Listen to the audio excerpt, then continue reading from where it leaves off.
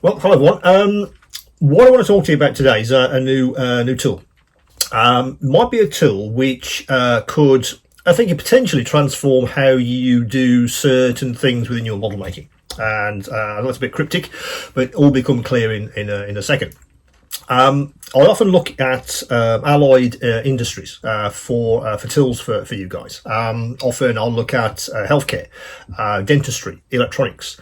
Often some of the tools that those guys are using are very useful for us. For instance, the micro tweezers which you've been buying on the store for doing really small work, they come out of electronics. They're actually designed for putting very small components onto circuit boards.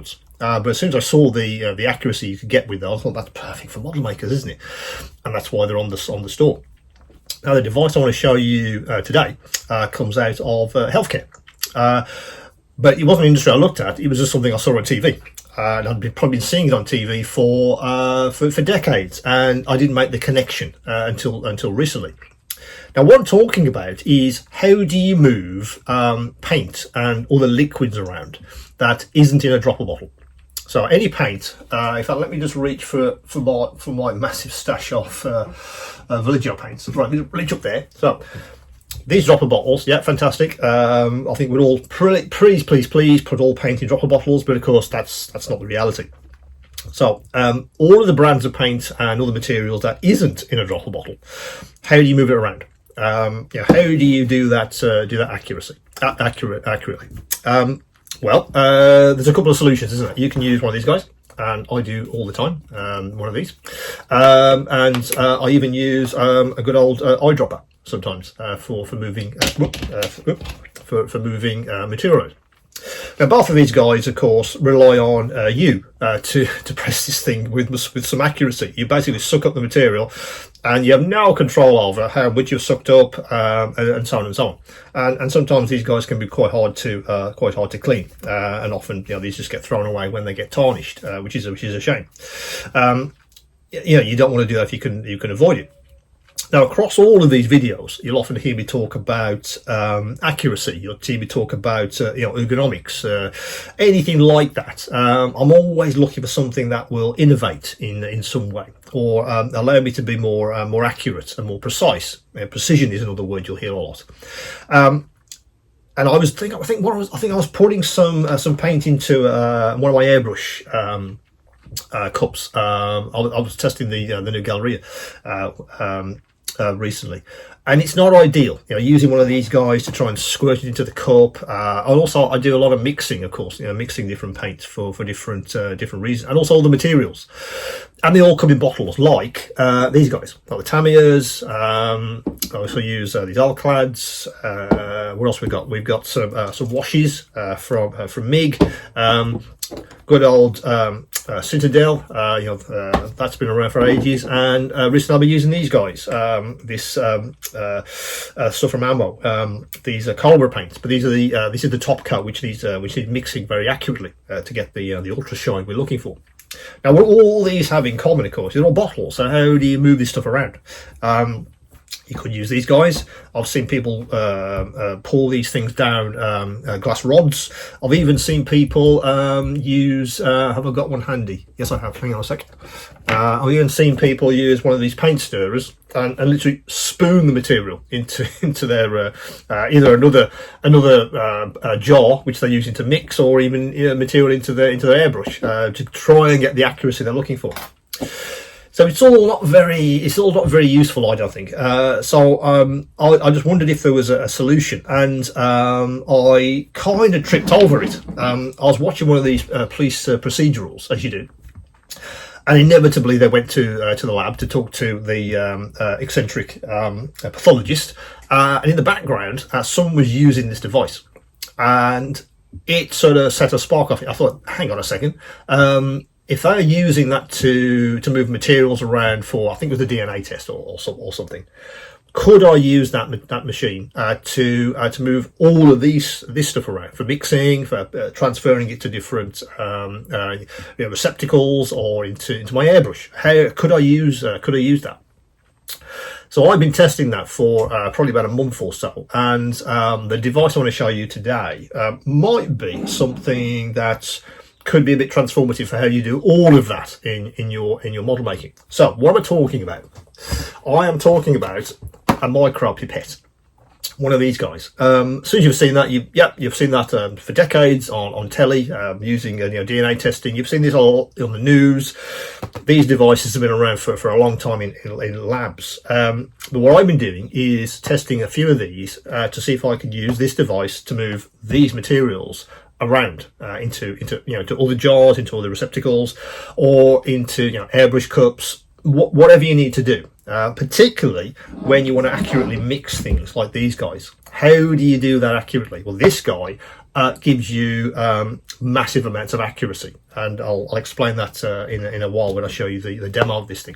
So let's get it out of the box, and I'll show you exactly how this guy works.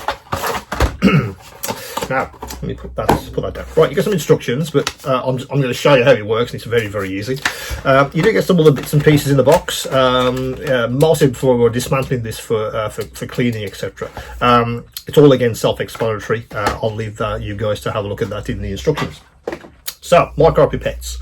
So that's the guy. I've been testing a few of these. I've got a few in from various manufacturers, as I do, to find the best one for you guys. And I've collapsed down to this guy. I've decided that I'm going to go with this one because they come in various capacities. This one is a 200 microliter. And I've decided on 200 microlitres because I felt that was a really good middle ground. This does go down to 20 microlitres, and I'll show you how in a second. But the maximum 200 microlitres I felt was probably just right. It's that sweet spot again. For the material that you want to move around. You don't spend ages moving tiny amounts of material to a pot or whatever. This guy does 200 microlitres in one go. Excuse me. As I said, this is adjustable. This knob on the end, if you have a look at that display, moves up and down. So there you go. So you can move this all the way down to 20 microlitres, which is a tiny amount of material.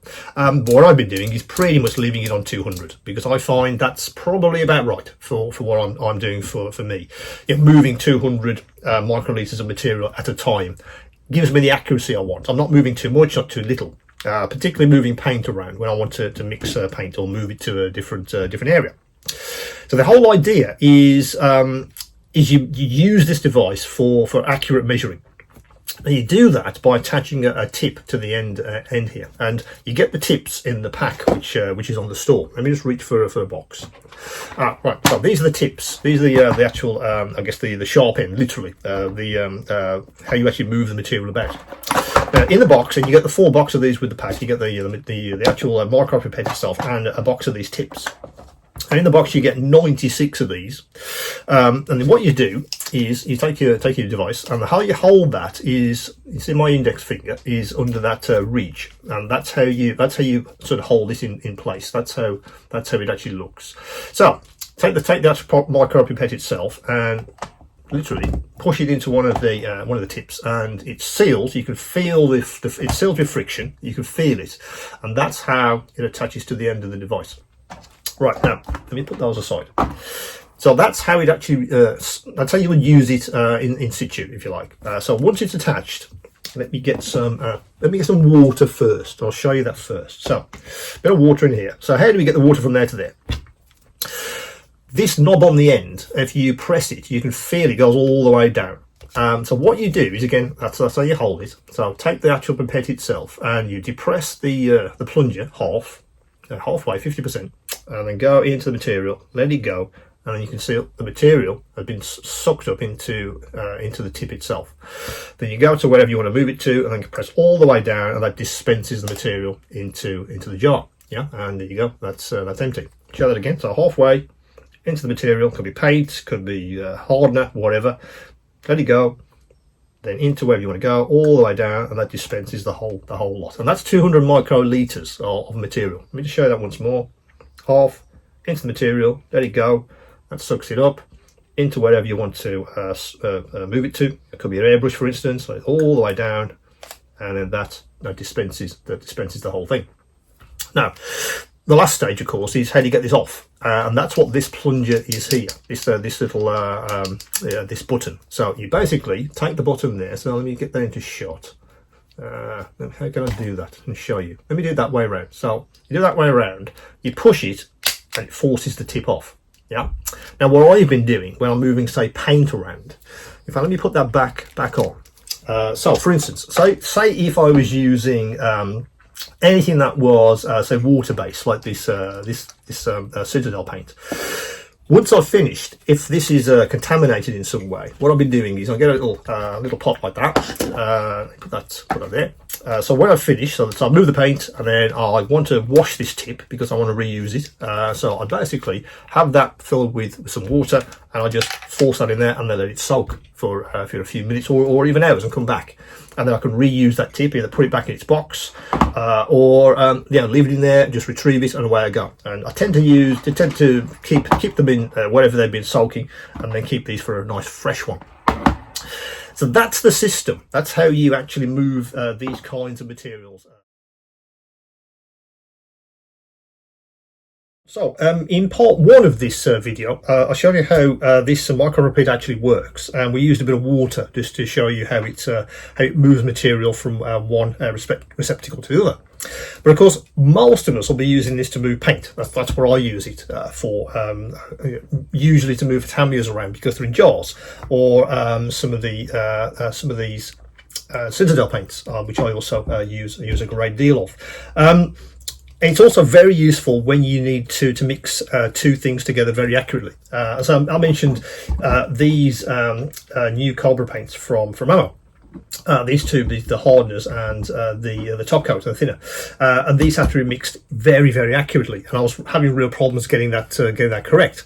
These guys, these micro pipettes, take all of that guesswork away because you can dial in exactly the amount that you need. And I usually leave it on 200 microlitres, so it's just multiples of that. If it's saying 3 to 1, it's 3 to 1, and you know exactly how much material you're drawing up using this device. Now let's show you in action with some paint, and I'll use black, this black Tamiya, so you can see it in the transparent tips. So if we wanted to move some of this Tamiya paint, say, into this guy, what do? Well, let's grab a fresh tip out of the box. So depress it so you can feel that connect with the end of the pipette. So it's a solid connection using friction. You'll feel that when you push it down.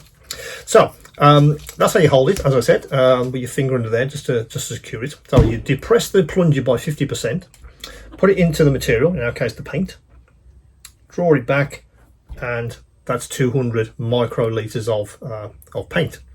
Take it to your receptacle and then all the way through, and that dispenses the paint. Now, most best practice is actually to sort of put the tip against the edge of whichever receptacle you're doing it into. So if it's a jar, or say your airbrush cup, for instance, tend to do that so you don't get a drip on the end. I found that a great deal. So I'll do it again. So 50% on the plunger, and then draw that back, and then into the receptacle, and that dispenses the paint just like that. Now, obviously, that's now got paint on the inside of that tip. So how do you get that off? Well, what I've been doing is I've been using these kind of these trays.